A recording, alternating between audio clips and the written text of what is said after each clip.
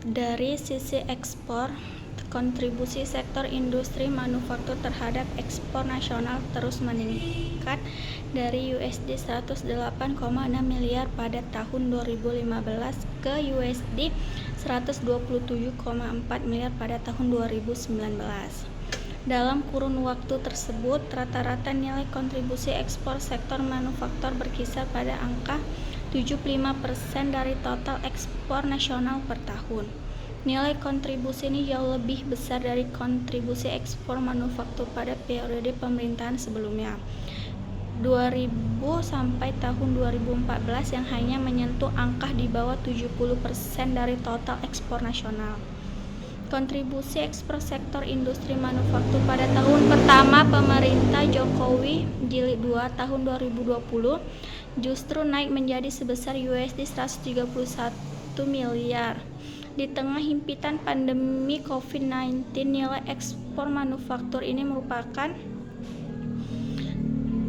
mempresentasikan 80,3% ekspor nasional tahun 2020 dan menghasilkan surplus neraca perdagangan sebesar $21,7 miliar.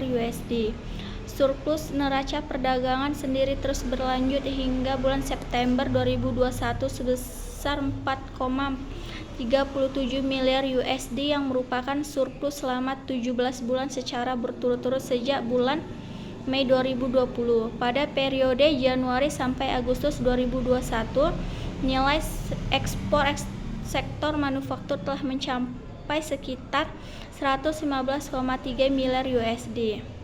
Capaian sektor industri manufaktur di bidang investasi dan ekspor mengiringi kontribusi sektor industri manufaktur terhadap penerimaan negara dan kontribusi terhadap pembentukan PDB nasional yang terus meningkat dan merupakan tertinggi dibandingkan dengan sektor ekonomi lainnya.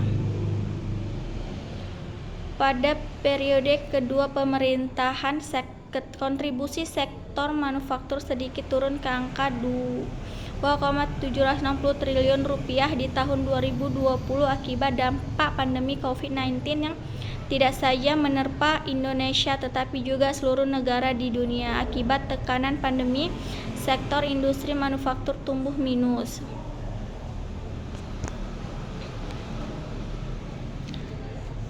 Jadi di era Jokowi ini ekspor semakin meningkat dan lebih bagus.